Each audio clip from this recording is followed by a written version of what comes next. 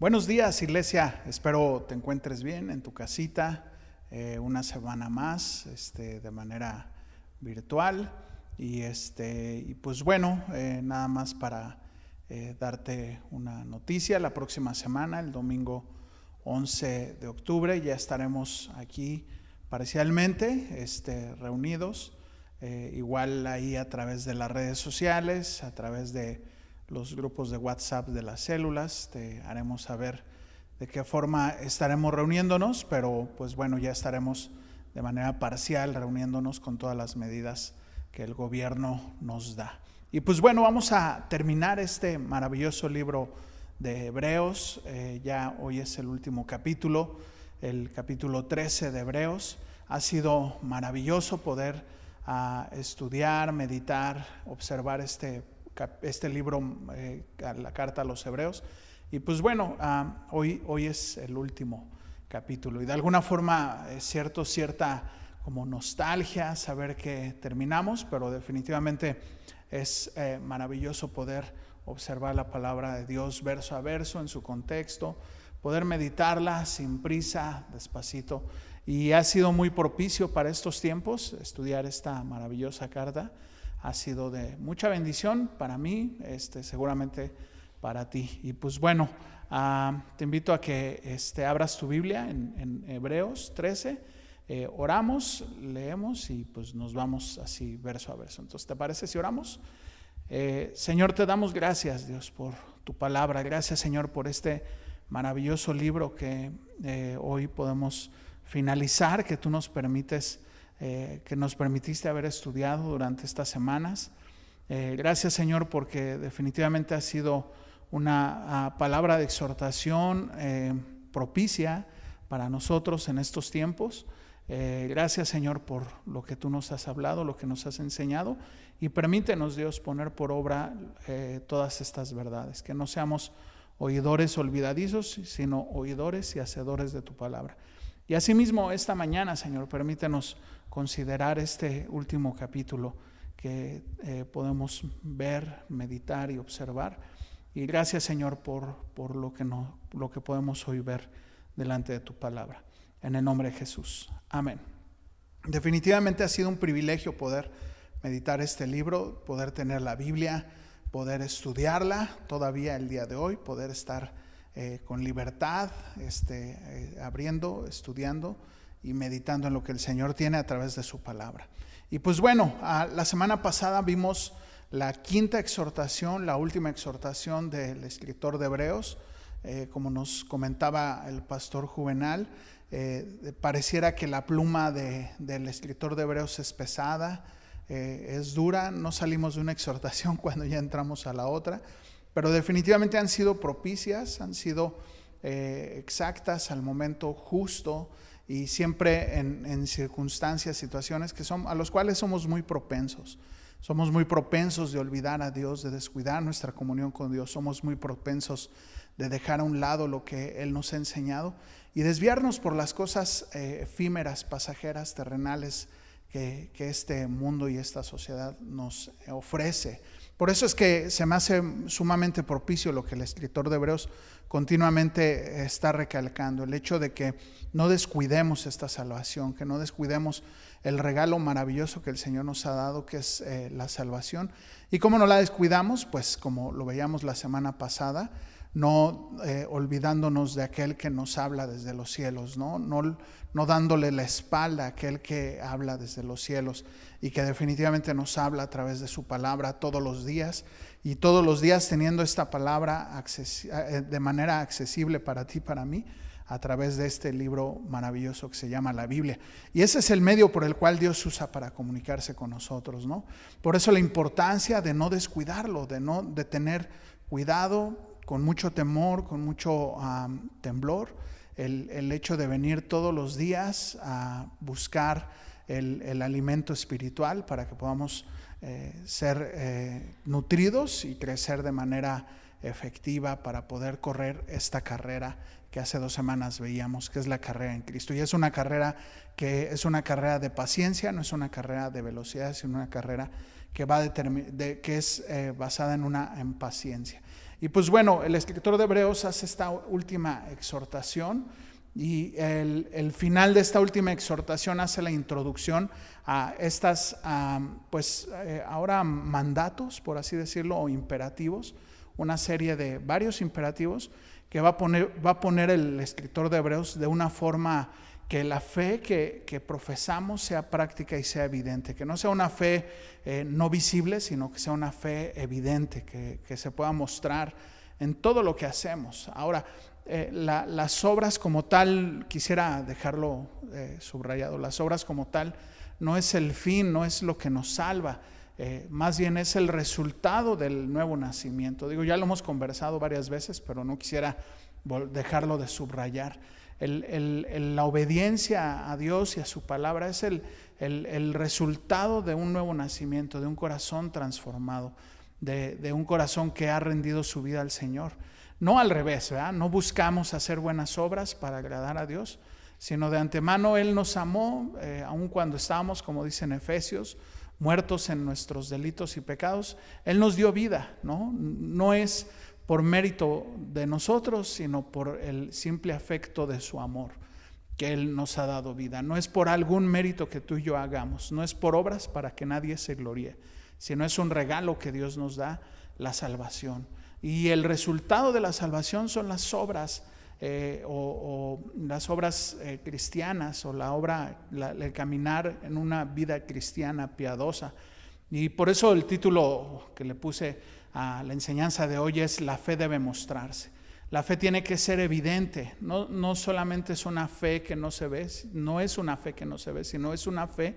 En la vida del cristiano debe ser una fe que es evidente y que se ve en cada acción de nuestras vidas, en cada momento, en cada pensamiento y definitivamente en cada acción. Y eso es lo que el escritor de Hebreos a continuación va a proponer, o va a poner sobre la mesa, una serie de estatutos, por así decirlo, de mandatos imperativos, a los cuales tú y yo debemos de observar, meditar y pues buscar poner por obra con la ayuda del Señor. Entonces vamos a leer del versículo 1 al verso 6, y bueno, ya nos vamos sección por sección. Dice el verso 1 de Hebreos 13: permanezca el amor fraternal, no os olvidéis la hospitalidad, porque por ella, sin saberlo, hospedaron ángeles. Acordaos de los presos, como si estuvieran presos juntamente con ellos, y de los maltratados, que también vosotros mismos estáis en el cuerpo. Honroso sea a todos el matrimonio, el lecho sin mancilla, pero a los fornicarios, a los adúlteros, los juzgará Dios.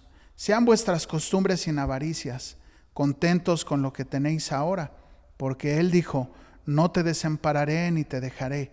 De manera que podemos decir confiadamente: el Señor es mi ayudador, no temeré a lo que me pueda hacer el hombre. Esta es la primera parte, yo no precisamente la primera, la segunda parte, pero bueno, de este capítulo, de esta aplicación práctica, de esta vida cristiana, de esta vida ahora, o esta nueva vida para los oyentes de esta carta. Cómo ahora el vivir todo lo que hemos estudiado durante 12 capítulos acerca de la exaltación de nuestro Señor Jesucristo, acerca de la supremacía de Él sobre todo orden religioso, sobre toda pues tradición, y cómo ahora tú y yo debemos vivir esta vida de manera práctica. Y para eso el verso 25 del capítulo 12 es fundamental, o los últimos versos del capítulo 12 son fundamentales. Fíjate, el verso 25 dice: miren que no deseches al que habla.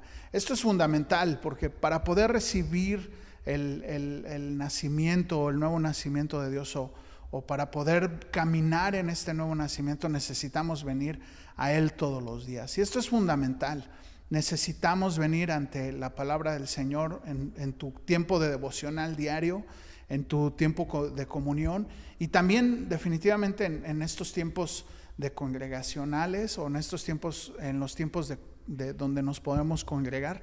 También son necesarios para un sano crecimiento espiritual, para fortalecernos espiritualmente. Pero el hecho de menospreciar su palabra, el hecho de menospreciar lo que Él es, pues definitivamente también es una evidencia del no nuevo nacimiento, ¿no? Así como el venir a su palabra es una evidencia del nuevo nacimiento, el no venir a su palabra o menospreciar su palabra es una evidencia del no nuevo nacimiento. Y esto es fundamental porque es la conexión que hay de todo lo que ha venido diciendo a esta aplicación práctica que empezaremos a ver. Y luego el verso 28 dice: así que, recibiendo nosotros un reino inconmovible, tengamos gratitud y mediante ella sirvamos a Dios, agradándole con temor y reverencia, porque nuestro Dios es fuego consumidor.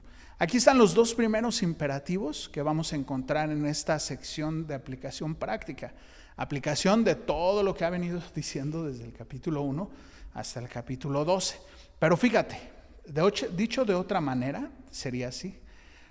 Si es que hemos recibido este reino inconmovible y caminamos bajo este reino inconmovible o perpetuo, permanente, eterno, si tú y yo hemos recibido este reino y caminamos bajo los estatutos de este reino, entonces ahora sí, estos dos primeros imperativos que comienzan con estos dos, una lista larga de varios imperativos, de varios mandatos que estaremos observando. Pero fíjate, vuelvo a repetir. Primero, no deseches a aquel que habla. 2, si has recibido el reino, si hemos recibido este reino inconmovible y estamos caminando bajo los estatutos de este reino inconmovible, entonces mediante ello, fíjate, dice, tengamos gratitud y sirvamos agradándole con temor y temblor, porque nuestro Dios es fuego consumidor. Aquí están los dos primeros. El primero, vivamos en gratitud. Y el segundo, sirvámosle al Señor con temor y reverencia, porque Él es fuego consumidor. Entonces vamos a ver uno a uno, vamos a observar uno a uno de los imperativos que podremos meditar y estudiar en esta mañana. Fíjate, el primero es esto: tengamos gratitud, ¿no? El Salmo 100, del verso 4 al verso 5 dice: entrar por sus puertas con acción de gracias, por sus atrios con alabanza. Alabadle, bendecid su nombre, porque Jehová es bueno, para siempre su misericordia y su verdad por todas las generaciones. Fíjate cómo el salmista dice esto: entrad ante sus puertas con acción de gracias, por sus atrios con alabanza. Alabadle, bendecid su nombre, porque esto es porque el Señor es bueno. Y ¿sabes por qué es que tú y yo damos gracias a Dios? El objeto principal de nuestra gratitud hacia Dios es que Él es bueno, es que Él nos ha dado la salvación a pesar de cómo somos, como dice en Efesios, como te decía hace un momento, que aún estando muertos en nuestros delitos y pecados, Él nos ha dado vida. Ese es el motivo máximo debería de ser el motivo máximo de nuestra gratitud hacia Él.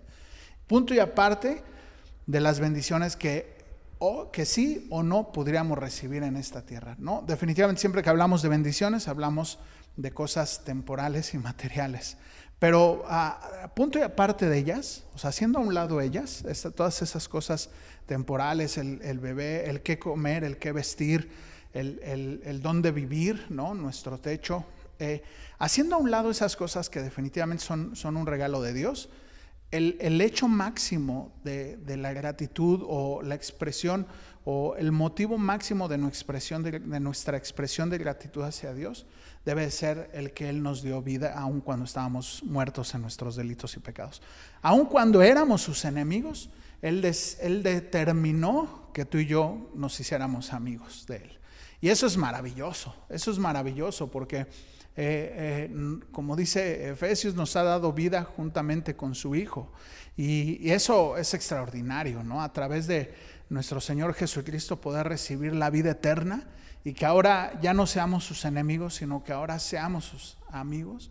Esa es la expresión máxima de amor de Dios, y a lo cual pues nuestra respuesta inmediata debe de ser la gratitud, ¿no? El Señor, gracias por lo que has hecho por mí, ¿no? Gracias por lo que me permites vivir cada día, el hecho de poder respirar libertad de mis pecados, ¿no? El hecho de poder respirar, que soy libre de la esclavitud del pecado y que ahora vivo una nueva vida, no conforme a este mundo, no conforme a esta sociedad, sino vivo una vida que está manifestada o que está ciclada por tu sociedad, por su reino, ¿no? Entonces es maravilloso eso, ¿no? Y que aparte de ello, pues estaremos con Él en la eternidad, ¿no? Entonces, un regalo completo, a lo cual esa es la expresión máxima de su bondad. Por eso es que podemos decir, Dios es bueno, sin importar lo que pasemos en esta tierra. Ya lo que pasemos aquí es secundario, o sea, es nada en comparación a lo maravilloso que va a ser estar con Él o a lo lamentable que va a ser la eternidad sin Él. Cualquiera de esas dos. Entonces, cuando lo pones en esa perspectiva, pensando hacia la eternidad, cualquier cosa que vivamos acá es nada. Si el Señor te da la casa que tanto deseas o no te la da, si te da el carro, no te lo da, si, qué sé yo, en comparación a la eternidad, pues lo único que podemos decir es gracias, ¿no? Esa es el primer imperativo, tengamos gratitud, ¿no? Y obviamente vuelvo a resaltar el tema de que son un resultado del nuevo nacimiento. No son algo que, si bien los ejercitamos, es algo que tenemos que ejercitar, la gratitud, el servicio y lo que iremos viendo, el amor fraternal, etcétera. Si bien son cosas que tú y yo tenemos que ejercitar, son un resultado, son algo que ya están en nuestra nueva naturaleza. No es algo a lo cual tú y yo tenemos que, y así como pujando para que dé el árbol frutos. No, sino ya es algo que está ahí y que sí tenemos que ejercitar, ¿no? Es algo que vamos a estar ejercitando y que a veces no va a ser fácil, pero los estaremos ejercitando. Entonces, ¿cómo es que tú y yo tenemos gratitud? Mirando lo bueno que es Él, mirando todo lo maravilloso que Él ha sido con nosotros, con el simple hecho, con el hecho de que Él nos ha dado una vida eterna. Nada más con eso es más que suficiente. Ya lo demás, como dice el Señor en Mateo ahí en el Sermón del Monte, son añadiduras. Busca el reino de Dios y su justicia y todas las demás cosas te serán añadidas. La segunda cosa es sirvamos a Dios, ¿no? Como leíamos ahí en el verso 28 del capítulo 12, sirvámosle al Señor con temor y reverencia. Qué importantes son esos dos ingredientes para servirle al Señor, el temor y la reverencia, necesarios, que tú y yo cada vez que estemos delante del Señor sirviéndole a nuestros hermanos, sirviéndole a nuestro Señor, porque le servimos al Señor sirviéndole a nuestros hermanos. Lo hagamos con temor y reverencia. Y no nada más en la iglesia, definitivamente, ¿no? Esto también en nuestra casa, en el trabajo, en la escuela, donde quiera que estemos, le podemos servir al Señor. Dice un pasaje que todo lo que hagamos, lo hagamos como si fuera para el Señor. Nosotros que estamos en este nuevo reino inconmovible, si es que estamos en este nuevo reino inconmovible, podemos estar certeros de que todo lo que hacemos debe de ser como si fuera hecho directamente hacia el Señor. Y así es como debemos de servirle, con temor y reverencia. ¿Por qué? Porque nuestro Señor es fuego consumidor, ¿no? Y sabes que este tema del temor y la reverencia a la hora de servirle son fundamentales, ya que estamos tratando con cosas sagradas, con cosas que para Él son de mucha importancia, las cosas de su reino, las cosas de espirituales de su reino. Cada vez que tú y yo le servimos debemos de ser muy, muy temerosos de Él y debemos de hacerlo con suma reverencia, sabiendo de que Él es justo y es fuego consumidor. Y qué interesante, porque me recordaba yo aquellos hombres que cuando David manda traer el tabernáculo a Jerusalén, y entonces traían el tabernáculo cargando y entonces les ocurrió tocarlo y pues en ese momento murieron, cayeron muertos. Entonces imagínate la importancia que Dios le da a sus cosas. Son cosas de suma importancia, a las cuales tú y yo debemos de tomarlas con mucha seriedad, con mucho temor y mucha reverencia. No es un juego. Cada vez que tú Dios te permita tocar la alabanza, cada vez que Dios te permita enseñar su palabra, cada vez que te permite enseñar su palabra, sea a niños, jóvenes, a la congregación, debemos de hacerlo con mucha reverencia y con mucho temor al Señor. Sea que el Señor te toque, que te permita hacer no sé, alguien como anfitrión, así le llamamos a los sugieres o decanes aquí en la iglesia. Si Dios te permite servir como anfitrión, de verdad hazlo con mucha reverencia, con mucho temor, sabiendo que el Señor es fuego consumidor. Si te toca limpiar, hazlo con mucha reverencia y con mucho temor, sabiendo que le sirves no a un hombre, sino le sirves al Señor, ¿no? Al pastor de los pastores, ¿no? Adelantito lo va a mencionar así como el pastor de los pastores. Esa es la segunda imperativo, sirvamos a Dios, o la segunda consecuencia de caminar, de vivir bajo los estatutos de este reino, de haber nacido de nuevo, como quieras denominarlo, ¿no? Pero principalmente de haber nacido de nuevo. Hebreos 13:1 dice: permanezcamos en este amor fraternal. La base del compañerismo cristiano es el amor. La base del compañerismo cristiano es el amor. Definitivamente sin amor pues no podríamos caminar, funcionar en este maravilloso cuerpo que es su iglesia. Necesitamos el ingrediente que nos une, que es el amor, que es Él, y Dios es amor. Dice en Juan 13:35: en esto conocerán que son mis discípulos, si tuvieran amor los unos con los otros. Fíjate, esta es la evidencia de que somos discípulos del Señor, el amor unos a otros. Qué interesante. O sea, esto es más profundo de lo que podemos ahorita disertar o dialogar en una charla de 40 minutos 50. Definitivamente el amor es la evidencia más clara, el amor mutuo, el compañerismo mutuo es la evidencia más clara de que somos sus discípulos. Definitivamente no todos somos monedita de oro.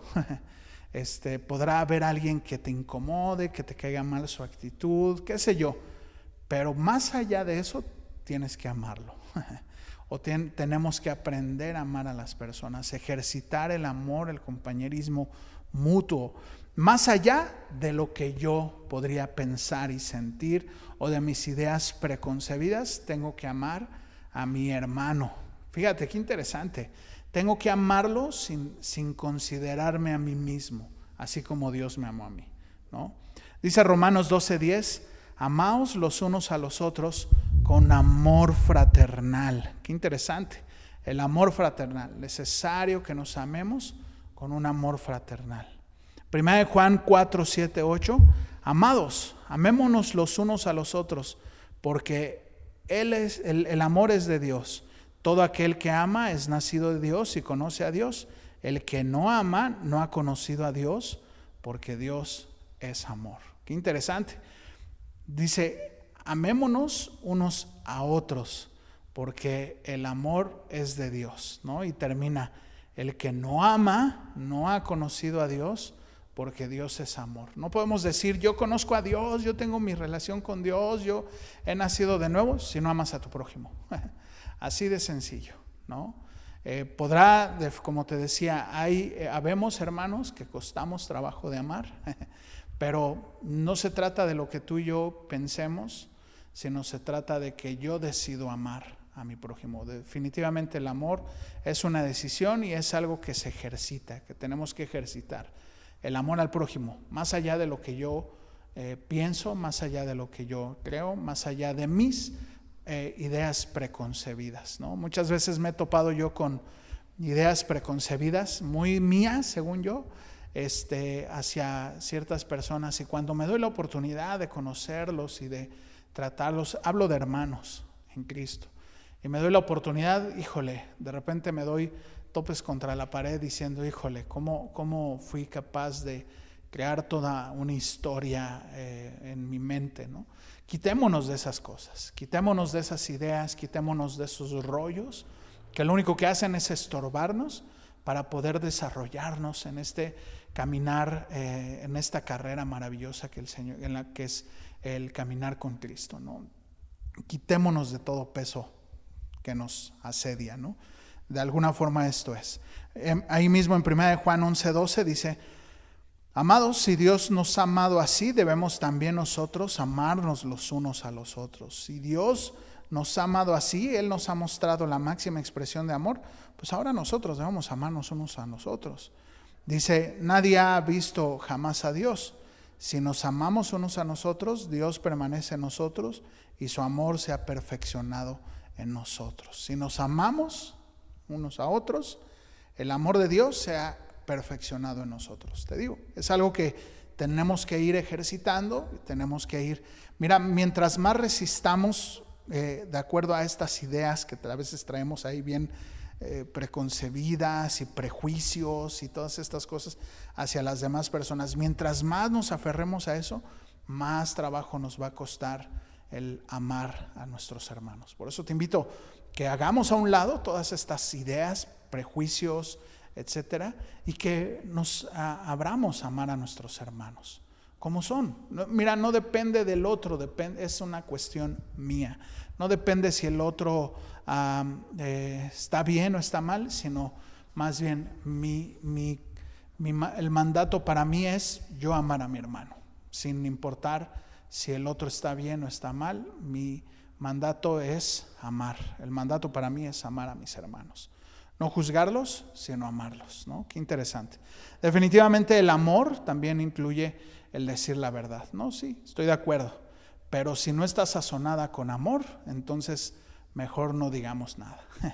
Si tú ves una falta en un hermano, pero tú en lugar de que esté fundamentada con el amor, con el dolor por el pecado que el hermano podría estar cometiendo, si no hay ese fundamento, el dolor por lo que él está, por lo que podría padecer, entonces mejor no digamos nada y mejor oremos por él y que Dios mande a alguien que realmente tenga compasión por él y que le pueda decir la verdad en amor, sazonada con amor, ¿no? Y Pablo lo comenta, que sazonemos todos nuestros dichos con amor. Entonces definitivamente antes de venir y levantar el dedo en contra de un hermano, antes de ello lo más prudente es orar, que te duela la vida del hermano, y entonces sí poder con todo el amor y toda la paciencia mostrarle la verdad o su pecado, tal cual sea el caso, ¿no? Necesitamos el amor, fundamental para poder correr esta carrera maravillosa en la cual Dios nos permite correr. La cuarta cosa, o cuarto imperativo o consecuencia, está en el verso 2 de Hebreos 13. No os olvidéis de la hospitalidad, porque por ella algunos sin saberlo hospedaron ángeles. Donde hay verdadero amor cristiano, también habrá hospitalidad, ¿no? La cuarta imperativo es esta, que no nos olvidemos de la hospitalidad. Escuchaba hace unas semanas cómo en aquellos entonces pues no había este tema de hospitales, ¿no? Digo, hospitales, de hoteles, en donde podrían llegar a tal ciudad y pues hospedarse en el hotel 4 estrellas, ¿no? 5 estrellas. No había tal cosa. Había hostales que muchas veces eran lugares caros y de repente no eran accesibles para la bolsa de los hermanos, para la economía de los hermanos, y definitivamente se quedaban en las calles. Había lugares comunitarios en donde prendían fuegos y alrededor del fuego se dormían 1, 2, 3, normalmente por grupos para evitar los asaltos, pero literal dormían en la calle. Por eso es que el escritor de Hebreos subraya el hecho de que seamos hospedadores, de que busquemos hospedar. Bueno, en el contexto de ellos, ahorita veremos cómo lo podremos aplicar al día de nosotros. Pero era importantísimo el hecho que para aquel momento la hospitalidad fuera una evidencia clara y real de aquel que ha nacido de nuevo, de aquel que ahora vive en este reino inconmovible. La hospitalidad, porque definitivamente era muy difícil para muchos hermanos llegar a las ciudades y no encontrar dónde hospedarse. Y era interesante porque muchas veces hospedaban a personas que no conocías, que no sabías quiénes eran, simplemente decían, yo soy hermano y pues podrás darme posada y darle lugar en tu casa a algún desconocido. Muchas veces no es lo más cómodo, muchas veces es hasta en cierta forma incómodo, pero en aquel momento era algo, pues una realidad, y era algo que muy común, una práctica muy común, y se volvió muy común entre los cristianos el hecho de hospedar a los hermanos. Entonces era maravilloso esto, ¿no? El poder tener un corazón hospedador en donde pudiera venir tu hermano y no solamente darle hospedaje, sino también poderlo alimentar, poderle dar alimento, ¿no? Y poderle dar sustento por 1, 2, 3 o semanas. Porque a veces decimos, sí, está bien, una noche, 2, pero ya una semana se puede convertir en un tema incómodo. Y mi pregunta aquí es, ¿hasta dónde estarías dispuesto, ¿no? De hospedar a aquellos hermanos que a lo mejor podrían venir de lejos, que podrían venir padeciendo, o aquí mismo, ¿no? Entre nosotros, algún hermano que pudiera estar padeciendo alguna circunstancia difícil? ¿Hasta dónde estaríamos dispuestos a hospedarles, apoyarles, darles alimento? Y muchas veces nos autoprotegemos con todo tiene un límite, ¿no? Y definitivamente creo yo que en el amor cristiano no debería de haber en este sentido límites. Definitivamente estamos hablando de gente que se dedicaba a predicar el evangelio, que viajaba de ciudades, y aún hermanos simplemente por viajar a otra ciudad así lo hacían, ¿no? Fíjate cómo dice en 3 de Juan 1 del 5 al 8, hablando el apóstol Juan acerca de un tal Gayo, y está muy interesante. Dice: amado, fielmente te conduces cuando prestas algún servicio a los hermanos, especialmente a los desconocidos, los cuales han dado ante la iglesia testimonio de tu amor, y harás bien en encaminarlos como es digno de su servicio a Dios, para que continúen su viaje. Qué interesante, ¿no? Que el apóstol Juan habla acerca de una persona, de un Gayo, de un tal Gayo, es que se llama Gayo, y dice esto, ¿no? De que ha prestado servicio hacia los hermanos y aún a los que son desconocidos. Por eso la importancia, ¿no? de esta evidencia del amor y de prestar este servicio, tal vez en algunos momentos, hacia nuestros hermanos, ¿no? Y también es un requisito de los obispos y de los ancianos. Pablo lo dice ahí en Tito, ¿no? Que sea hospedador, ¿no? Entonces imagínate, o sea, es una evidencia, pero también es un requisito, ¿no? El ser un hospedador, tener un corazón hospedador, ¿no? Y bueno, ahí te lo dejo de tarea, ¿no? El hecho de que en tu corazón esté abierto para poder hospedar, porque en una de esas, como dice aquí, tal vez hasta ángeles hayas hospedado.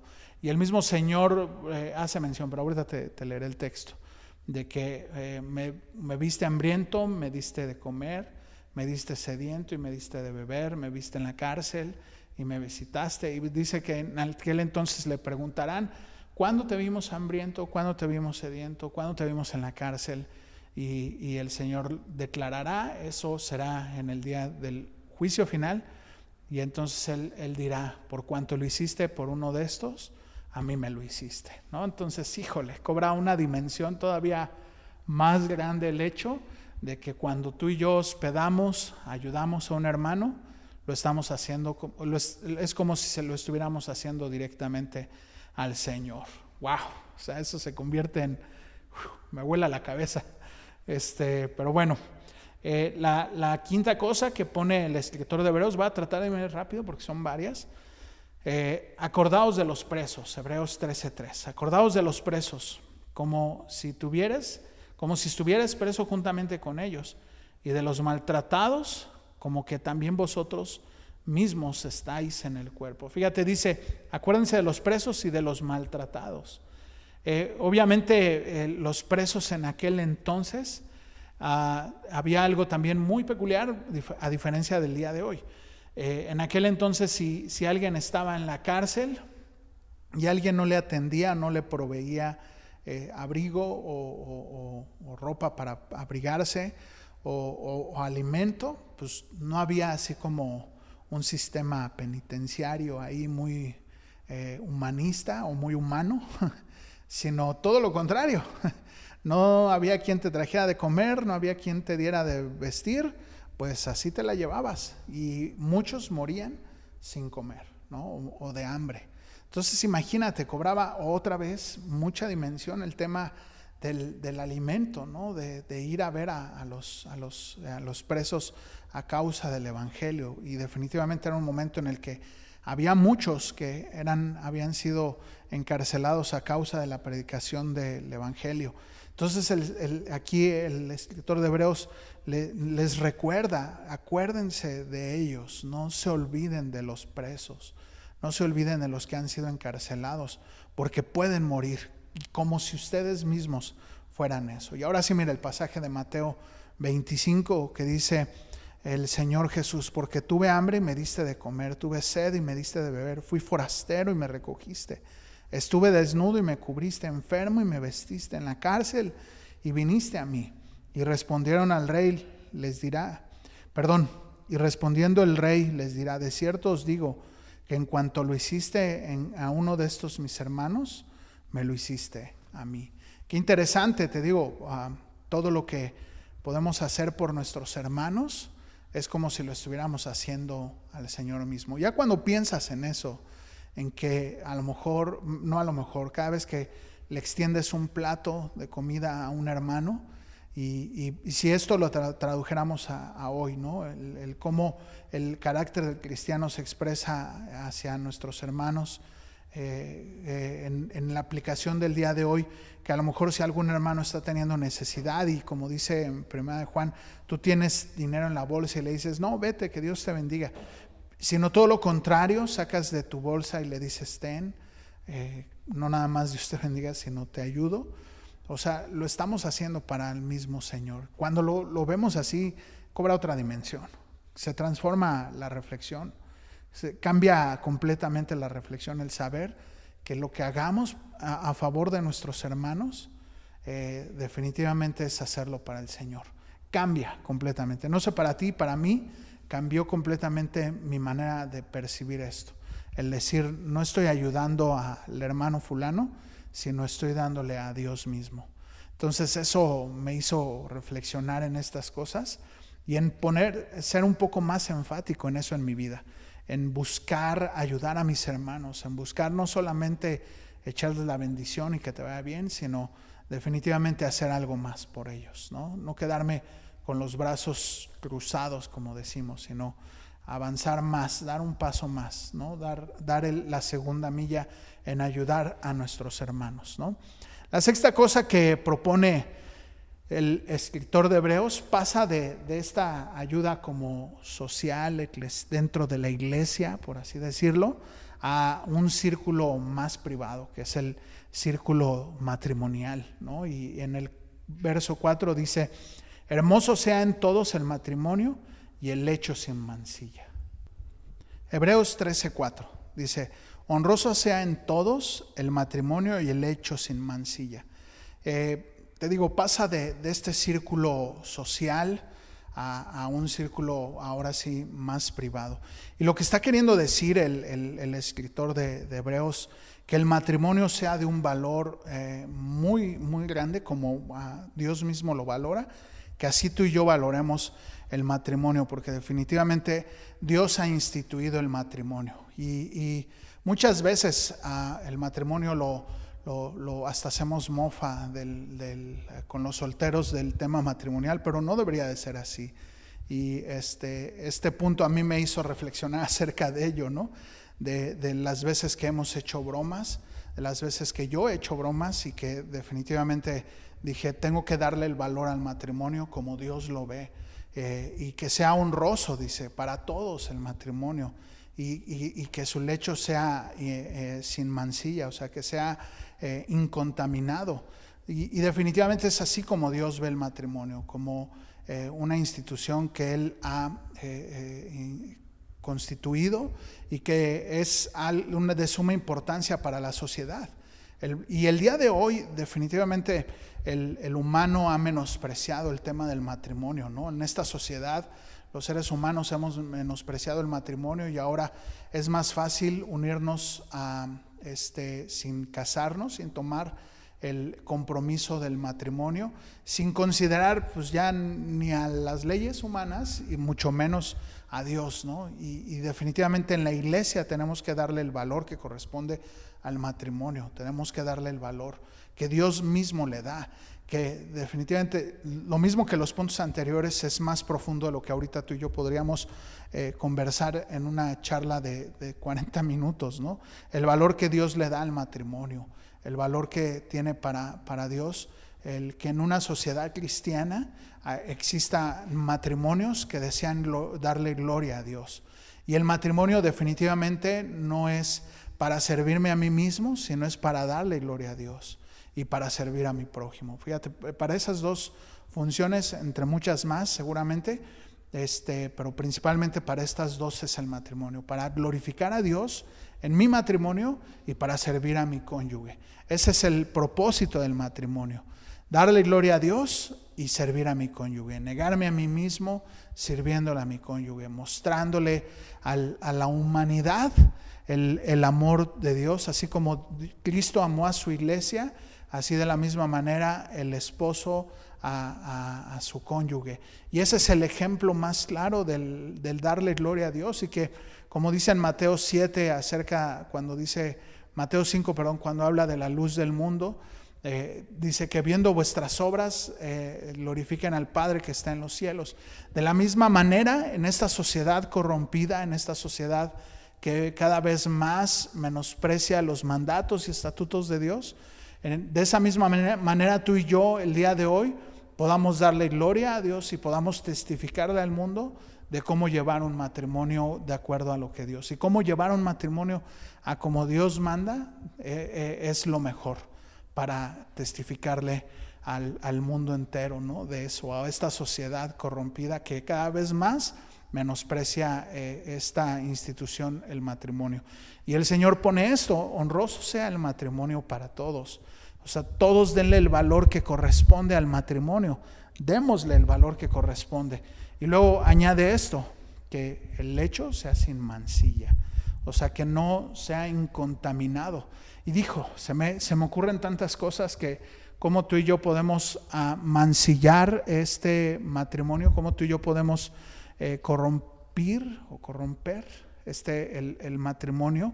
Y definitivamente pues aquí mismo lo dice, a partir de la fornicación y del adulterio, ¿no?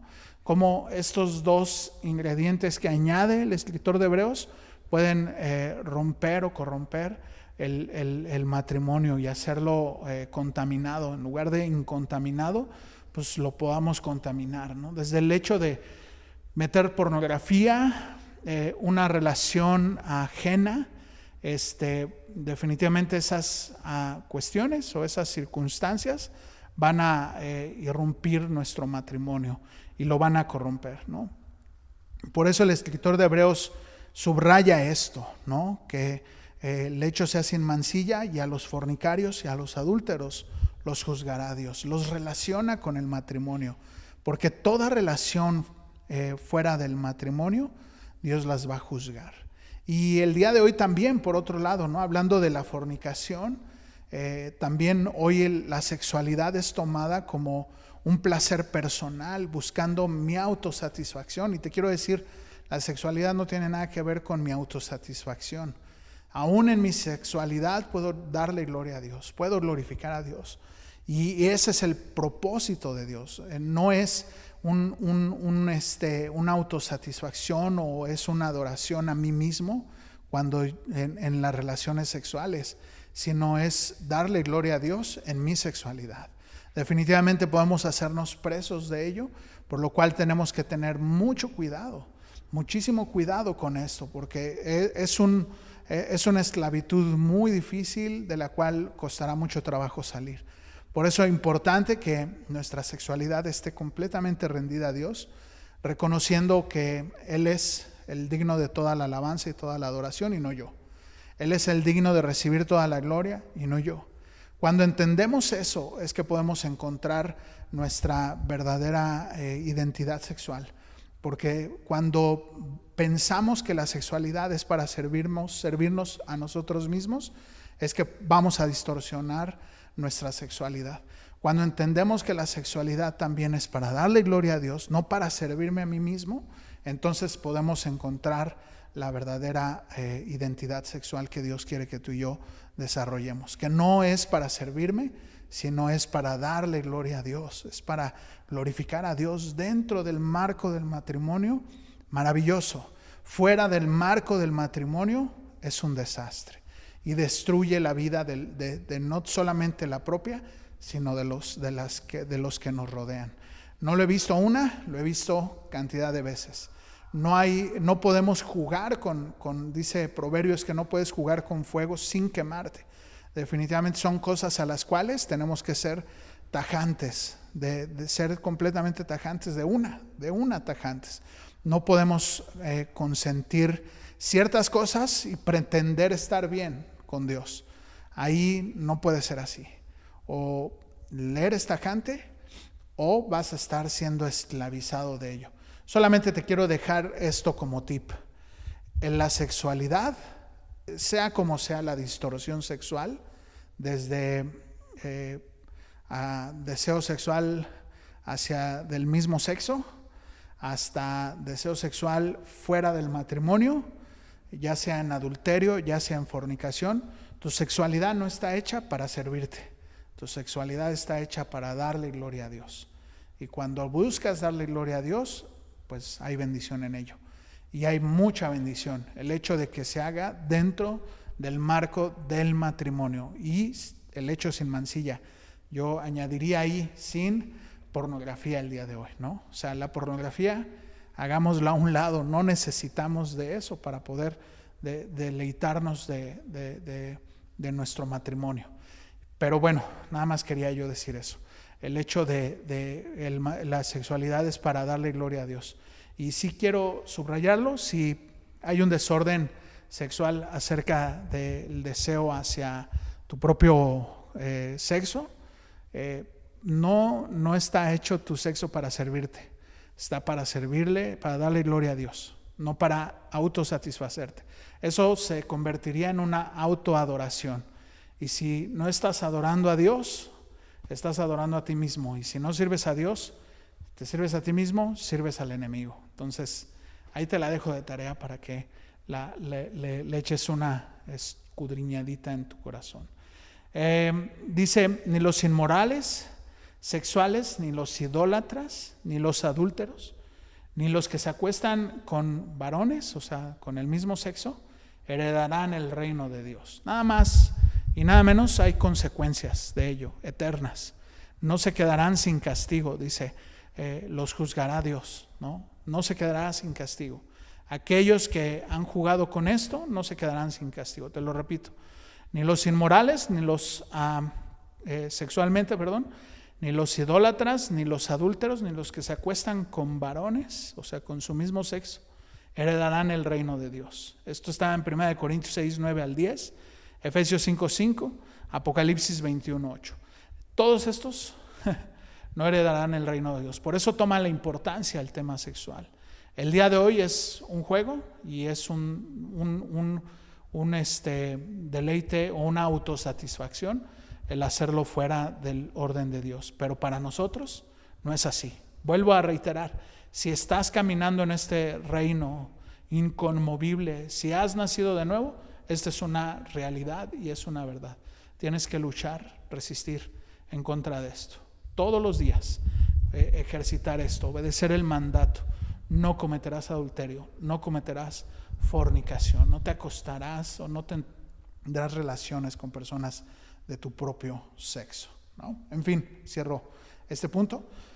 El séptimo, sean vuestras costumbres sin avaricia, contentos con lo que tenéis ahora, porque Él dijo, no los desampararé ni dejaré, de manera que podemos decir confiadamente, el Señor es mi ayudador, no temeré lo que me pueda hacer el hombre. Definitivamente lo contrario a la avaricia es el contentamiento. Lo contrario a la avaricia es el contentamiento. ¿Y qué es contentamiento? ¿Es conformismo? Por supuesto que no. Es el tener contento con lo que Dios me ha dado. Yo trabajo, me esfuerzo, hago todo lo que tengo que hacer para tener lo necesario y si se puede un poco más. Pero si no se puede, no pasa nada. Sigo contento con lo que vino a mi mano. Si tengo sustento, tengo abrigo, tengo que comer, tengo que beber, con eso estemos contentos. Nunca más, sería un error pensar que para poder ser feliz necesito más. Ese es un error. Si en tu corazón está eso es un error. Que necesitas más dinero, más cosas para ser feliz, eso es un error. No necesitas nada más para ser feliz. Con lo que Dios te da todos los días es suficiente para poder estar contentos. El error es ese, cuando codiciamos cosas que definitivamente no podemos tener y se convierten en codicia, avaricia, y entonces buscamos poseerlas, cueste lo que cueste. Vuelvo a reiterar la idea. Si en tu corazón está el deseo ardiente o el pensamiento ardiente fuerte en tu corazón de mientras más tenga, más feliz voy a ser. Si eso está en tu corazón, hay un desorden ahí acerca de la avaricia y de la codicia que necesitas entregar al Señor. No necesitamos más. Con lo que Dios te ha dado es más que suficiente. Sin embargo, trabajamos y nos esforzamos y no estoy en contra. También otro error sería pensar, pues si gano más, entonces estoy en pecado. Claro que no, ¿verdad? O sea, si Dios te da la oportunidad de ganar un dinero más y tener más, adelante, qué bendición. Pero nunca que haya el ingrediente que nos puede distorsionar esto, el afán. Si hay afán en medio de ello, aguas. Entonces, ten cuidado. Si hay afán por trabajar, hasta se puede convertir el trabajo tu Dios, tal vez con la excusa de querer justificar el hecho de querer tener más, suplir más nuestras necesidades, pero se puede convertir en Dios nuestro propio trabajo. Entonces ten cuidado. Pero si en tu corazón hay contentamiento y cae la oportunidad de que te promueven para seguir creciendo, y ahí añado otra nota, sin que eso interrumpa en tu relación con Dios, sin que eso tenga que ver con tengo que ir el domingo, ¿no? Tengo que trabajar horas extras, no voy a estar con mi familia. Si esa propuesta de subir de puesto no irrumpe con estas dos cosas, de pasar más tiempo con mi familia, de tener que dejar ciertas cosas de la iglesia, entonces creo yo que es bueno. Pero si esa propuesta de subir o cambiar de trabajo a costas de estas dos cosas, yo diría mejor no, y mejor quédate contento con lo que tienes.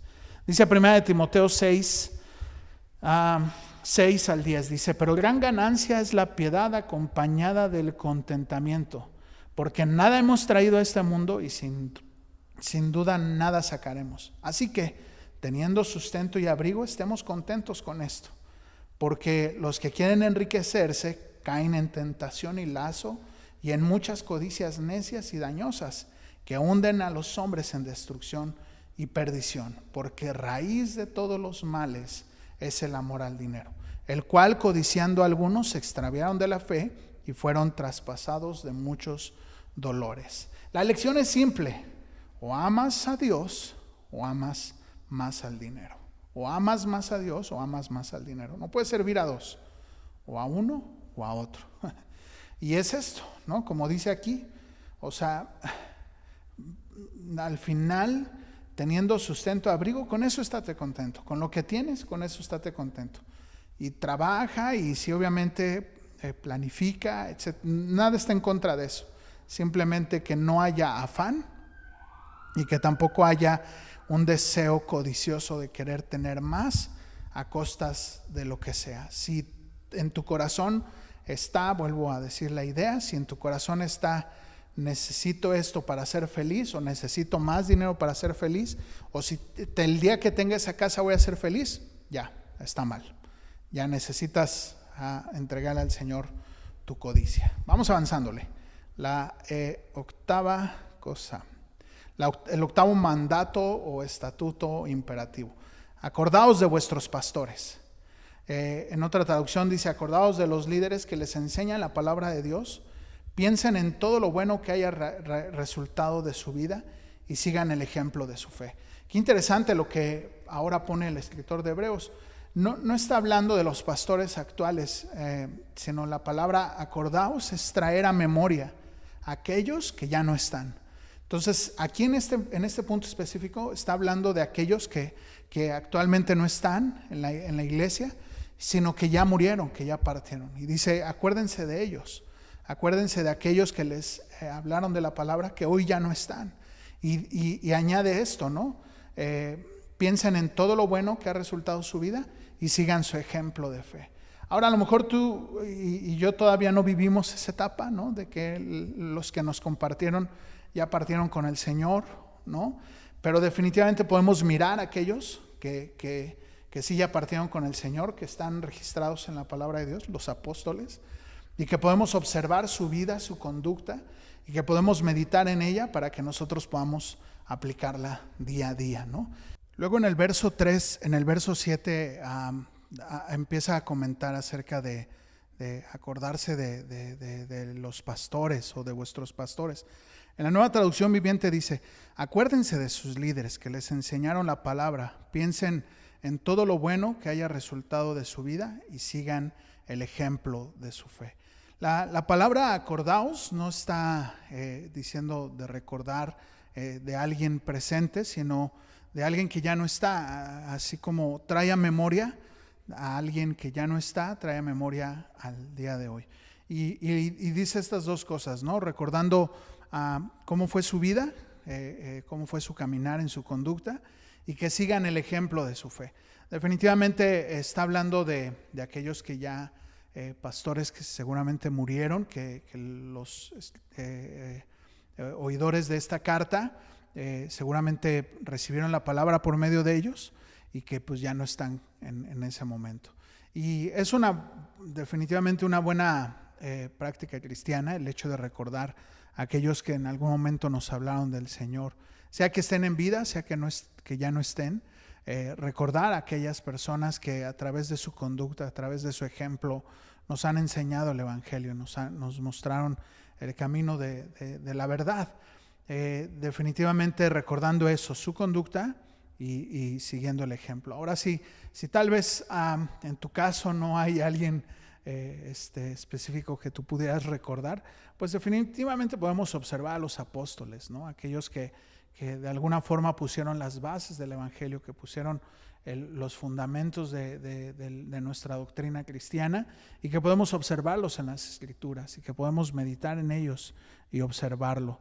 Luego dice en el verso 8: Jesucristo es el mismo ayer, hoy y por los siglos. Fíjate qué interesante, porque lo que está diciendo es: definitivamente los pastores van a pasar, algunos morirán, pero el Señor sigue siendo el mismo ayer, hoy y por los siglos, como manteniéndole la esperanza de que el Señor sigue siendo firme, aquel que el pastor de los pastores es el que permanece para siempre, más allá de las personas acá. Y luego dice: no os dejéis de llevar por doctrinas diversas, extrañas, porque buena cosa es afirmar el corazón con la gracia, no con viandas que nunca aprovecharán a los que se han ocupado de ellas.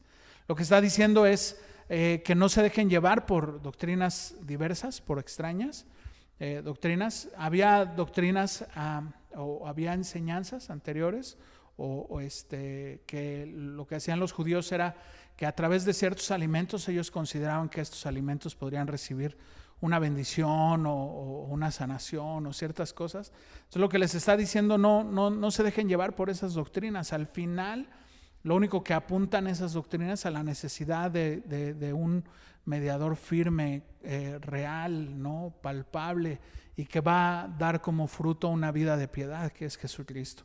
Al final todas estas prácticas, todas estas tradiciones que los judíos tenían, lo único que hacían era que cada vez hacían más grande el vacío y la necesidad de nuestro Señor Jesucristo. Y es lo que les está diciendo, no se dejen llevar por esas doctrinas extrañas. Y lo mismo nos lo dice, se extiende esta idea para nosotros hoy.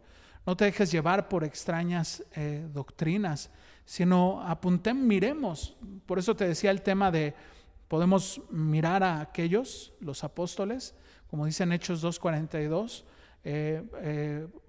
teniendo como sustento la doctrina de los apóstoles, la enseñanza de los apóstoles, no dejándonos llevar por filosofías huecas, ¿no? Y como dice Pablo en Gálatas, que si aún viniera un ángel, alguno de nosotros, y enseñare una doctrina diferente, el tal sea maldito. Y definitivamente por eso es que tenemos la profecía segura, la palabra de Dios, a la cual bien hacemos en venir todos los días y escudriñar y cotejar, como los hermanos de la iglesia de Berea y en Hechos, que cotejaban que lo que Pablo le dijera realmente viniera en las Escrituras. Así tú y yo, por eso tenemos la palabra de Dios, para cotejar que lo que se nos diga esté ahí. Y si en el lugar donde tú te reúnes, sea aquí, sea en otra iglesia, no se está hablando la santa verdad de Dios, más vale que salgas corriendo por tu vida y por la vida de los tuyos. Sal corriendo. Luego dice, tenemos el verso 10, tenemos un altar del cual no tienen derecho de comer los que sirven al tabernáculo, porque los cuerpos de aquellos animales cuya sangre a causa del pecado es introducida por el santuario, por el sumo sacerdote, son quemados fuera del campamento, por lo cual también Jesús, para santificar al pueblo mediante su propia sangre, padeció fuera de la puerta. Hace como un cambio, ¿no?, acerca del sacrificio de los animales, como ellos tenían primero que ser sacrificados y quemarse sus vísceras afuera antes de que entraran al sacrificio. De la misma manera, antes de derramar su sangre en el tabernáculo, de la misma manera dice Jesús, lo hizo afuera. Y dice esto en el verso 13, salgamos pues afuera del campamento llevando su vituperio, ¿no? Así como nuestro Señor Jesucristo fue nuestro ejemplo de llevar el vituperio, así nosotros debemos de llevar el vituperio, no avergonzándonos de caminar esta nueva vida en Cristo, no avergonzándonos de seguir a Jesucristo, ¿no? A lo mejor para muchos es locura, como dice en 1 Corintios, para muchos será locura, pero para nosotros es poder de Dios para salvación, ¿no? Entonces definitivamente debemos ser firmes, debemos de ser valerosos en caminar este camino y confiados en que no tenemos una ciudadanía aquí, sino una ciudadanía allá en los cielos. Y es la misma idea que introduce el escritor de Hebreos. Dice, pues este mundo no es nuestro hogar permanente, esperemos el hogar futuro. Así que ofrezcamos siempre a Dios por medio de él sacrificios de alabanza, es decir, el fruto de labios que confiesa su nombre, y de hacer el bien y la ayuda mutua, no os olvidéis, porque de tales sacrificios agrada a Dios. Y introduce dos sacrificios que tú y yo debemos practicar: la alabanza, el fruto de labios que confiesa su nombre, y la ayuda mutua. Estos sacrificios Dios se agrada. No de los anteriores, no los que los judíos aquí diciéndole a los hebreos, no los que ustedes practicaban, sino estos: el fruto de alabanza que confiesa su nombre, la alabanza del fruto de labios que confiesa su nombre, y la ayuda mutua, ¿no? Ese es los verdaderos sacrificios que a Dios le agradan. Dice Romanos 12:1-2, hablando del fruto de la alabanza, el fruto de labios que confiesa su nombre. Romanos 12:1-2 dice, así que hermanos, os ruego por las misericordias de Dios, que presentéis vuestros cuerpos en sacrificio vivo, santo, agradable a Dios, que es vuestro culto racional. No os conforméis a este siglo, sino transformaos por medio de la renovación de vuestro entendimiento, para que comprobéis cuál es la buena voluntad de Dios, agradable y perfecta. La idea de esto es que cada vez que tú y yo, además del tiempo de alabanza que exaltamos a Dios con nuestros labios, como dice aquí, parte de nuestra adoración es cuando tú y yo nos presentamos como un sacrificio vivo, cuando tú y yo nos negamos a nosotros mismos ante la tentación, ante el pecado, y entonces ahí nos presentamos como un sacrificio vivo. Y entonces que nos convertimos en eso, en olor fragante delante del Señor. Y la segunda cosa que dice aquí es esta, ¿no? La ayuda mutua. y estos sacrificios son los que le agradan al Señor, ¿no? Estas cosas son necesarias para que se siga evidenciando nuestro caminar en Cristo, para que siga siendo evidente que somos luz en medio de tinieblas. Y termina la idea con el verso 17. Obedeced a vuestros pastores y sujetaos a ellos. Ahora sí está hablando de los pastores locales, de los pastores que aún viven. Dice, obedeced a vuestros pastores y sujetaos a ellos, porque ellos velan por vuestras almas, como quienes han de dar cuenta, para que lo hagan con alegría y no quejándose, porque esto no es provechoso. Definitivamente la iglesia, Dios ha determinado que haya autoridades dentro de nuestra iglesia local o de la iglesia local. Ha determinado que haya autoridades, y a esas autoridades es a las que debemos sujetarnos y debemos someternos con amor, ¿no? Reconociendo que son personas que Dios ha puesto. Y entiendo la idea de que no es una sujeción ciega, ¿no? En donde el dictador manda y dice y entonces todos los súbditos obedecen. No es la idea, pero sí sometiéndose a la autoridad que Dios le ha encomendado, a la responsabilidad que Dios le ha encomendado al pastor, ¿no? Dice Romanos 13:1-2, someteos toda persona a las autoridades superiores, porque no hay autoridad sino de parte de Dios, y las que hay por Dios han sido establecidas.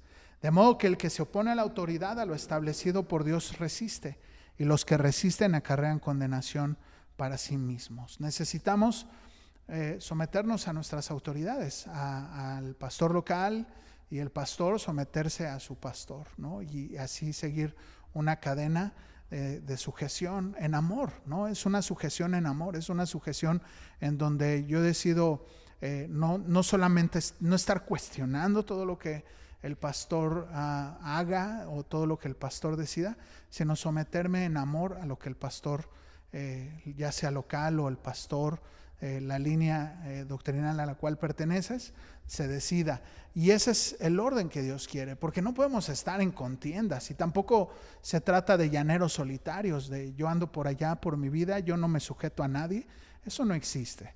Definitivamente Dios ha diseñado la iglesia para que a través de la iglesia crezcamos, maduremos y pues sigamos corriendo esta maravillosa carrera en Cristo Jesús, ¿no? Y Él ha determinado que sea a través de la iglesia, y en la iglesia hay pastores y nos sujetamos a los pastores, ¿no? Yo tengo mi pastor y así sucesivamente hacia arriba y hacia abajo, ¿no? Todos aprendemos a sujetarnos unos a otros en amor, ¿no?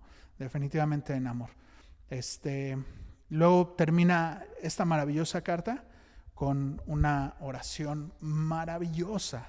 Dice, orad por nosotros, pues confiamos en que tenemos buena conciencia, deseando conducirnos bien en todo. Fíjate cómo dice, oramos por nosotros, dice, oren por nosotros, pues confiamos en que tenemos buena conciencia, deseando conducirnos bien en todo. Qué oración tan interesante. O sea, esta oración debería de ser una oración que una petición de oración mutua, ¿no? Ora por mí para que yo pueda tener una buena conciencia y puedas conducirme bien en todo. Puedes orar por mí en ello, ¿no? En lugar de decir, oras por mí por mi bienestar económico, oras por mí por mi bienestar en la salud. Qué interesante sería que oráramos por esto, ¿no? Porque tenga una buena conciencia, porque pueda ser conducido bien en todo, ¿no? Como que cambiaría nuestro mood de oración, ¿no? Y más os ruego que lo hagáis así, para que yo sea restituido pronto. Lo que está diciendo, para que yo pueda ir a visitarles pronto, pueda estar libre para irlos a ver. Y el Dios de paz, que resucitó de entre los muertos a nuestro Señor Jesucristo, el gran pastor de las ovejas, por la sangre del pacto eterno, os haga aptos en toda buena obra, para que hagáis su voluntad, haciendo Él en vosotros lo que es agradable delante de Él por Jesucristo, a cual sea la gloria por los siglos de los siglos. Amén. Maravillosa oración, ¿no? Les dice, y el Dios de la paz, que resucitó de entre los muertos de nuestro Señor Jesucristo, el gran pastor de las ovejas, que por la sangre de su pacto eterno les haga aptos para toda buena obra, y que hagáis su voluntad, haciéndolo Él en vosotros, porque definitivamente es la obra de Él en nosotros, no es nuestra obra. Todas estas cosas que podemos ver como resultados, como mandatos, como consecuencias, es la obra de Dios en nosotros. No es un acto de nuestra propia voluntad, sino es el acto de su voluntad en nosotros, y nosotros simplemente nos dejamos llevar por lo que Él ya ha puesto en nuestro corazón, por lo que Él ha transformado. Yo no vivo una vida de santidad por mi propio deseo, sino porque Él transformó mi corazón, Él transformó mi vida, depositó su espíritu en mí, y eso es lo que me ha transformado, ha cambiado mi vida, ha cambiado mi corazón, y eso es lo que me permite hoy ver las cosas de manera diferente. No es el acto de mi fuerza o el acto de mi voluntad, sino el acto de la voluntad de Dios en mi vida. Eso es definitivo. Dice, les haga apto para toda buena obra, para que hagáis su voluntad, haciendo Él en vosotros lo que es agradable delante de Él por Jesucristo. O sea, Él va a hacer en ti y en mí lo que a Él mismo le agrada, poniendo en nuestro corazón el querer como el hacer por su buena voluntad. Qué interesante, porque es su obra en nosotros. Solamente tú déjate, ¿no? Déjate que Él trabaje en tu corazón, deja que Él obre en tu vida. Y luego termina, a Él sea la gloria por los siglos de los siglos. Amén. Y en el verso 22 termina ya esta maravillosa carta con una salutación final. Os ruego, hermanos, que soportéis la palabra de exhortación, pues los he escrito brevemente. Sabed que está en libertad nuestro hermano Timoteo, en el cual, si viniere pronto, iré a veros. Saludad a vuestros pastores, a todos los santos. Los de Italia os saludan. La gracia sea con todos vosotros. Amén. Y gloria a Dios. Terminamos esta maravillosa carta. Podríamos sacar más y más y más, y definitivamente la palabra de Dios es una fuente de agua inagotable. Pero bueno, bendito Dios que nos permitió comenzar y terminar este maravilloso libro. Entonces, démosle gracias al Señor y que nos ayude a poner por obra todas estas cosas que en esta carta maravillosa hemos escudriñado y lo que hoy el Señor nos ha hablado. Señor, gracias Dios por tu palabra. Gracias Señor porque no nos has dejado huérfanos, porque no nos has dejado desamparados. Has tenido cuidado de nosotros. En todo momento hemos podido ver tu mano maravillosa. Te pido Dios que nos ayudes, Padre, a poner por obra lo que tú nos enseñas, que cada vez que vengamos a tu palabra sea a través de una enseñanza, sea a través de tu palabra directamente, que Señor seamos oidores y hacedores de tu palabra, no solamente oidores olvidadizos, sino hacedores. Permítenos Señor reverenciar este tiempo, permítenos Señor tomarlo con temor y temblor, reconociendo que eres tú quien nos habla, reconociendo que eres tú el que está con nosotros y que eres tú el que nos quiere hablar. Permítenos Señor estar atentos cada día que vengamos a tu palabra, y que la próxima semana que podamos estar reunidos, podamos nuevamente estar atentos a lo que tú tienes que decirnos, y que nos permita Señor no distraernos, y que tu palabra cumpla con el propósito por el cual ha sido enviada, que nos ayude a santificarnos y a ser cada día más semejantes a ti. Perdónanos por las veces que hemos sido displicentes de tu palabra, perdónanos por las veces que hemos sido indolentes y que hemos menospreciado tus mandatos y tus estatutos. Sé tú, Señor, en medio de cada hogar, en medio de cada persona, sé tú con nosotros. En el nombre de Jesús. Amén. Pues que tengas muy bonita semana y nos veremos, si Dios quiere, la próxima semana para continuar estas cristoaventuras a través de su palabra. Y pues si Dios lo permite, nos estaremos ya reuniendo parcialmente aquí. Y pues si tú no te sientes en la comodidad de poder venir y reunirte, no pasa nada. Desde tu casita estaremos pasando nuevamente los videos como hasta el día de hoy ha sido.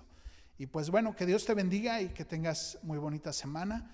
Y como te lo he comentado en las últimas semanas, nos estamos viendo a través de las células. Que Dios te guarde.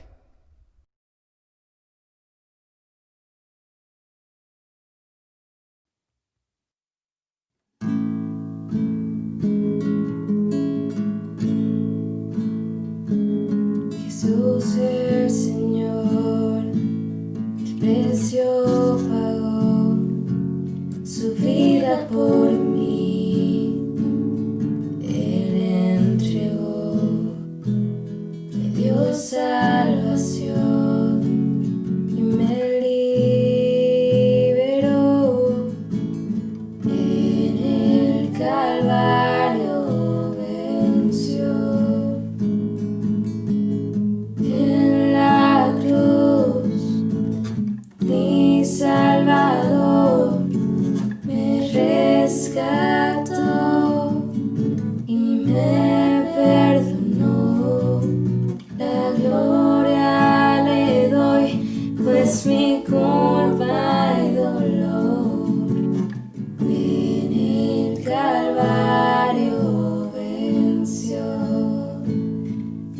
este poder, mi autoridad, que de su amor me pueda apartar.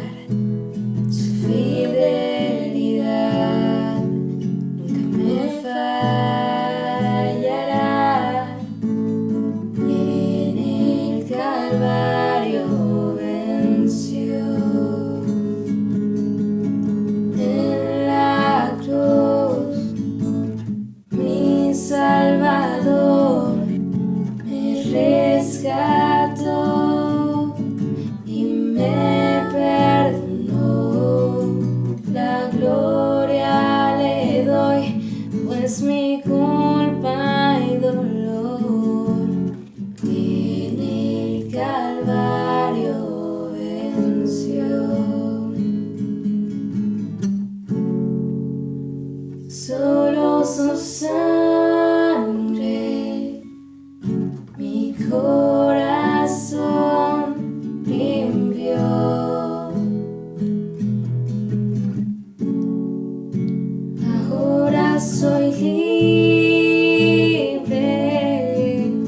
En el Calvario venció. En la cruz mi Salvador me rescató y me perdonó. La gloria le doy, pues mi culpa y dolor en el Calvario venció. En la cruz mi Salvador me rescató y me perdonó. La gloria le doy, pues mi culpa y dolor en el Calvario venció. En el Calvario venció. En el Calvario.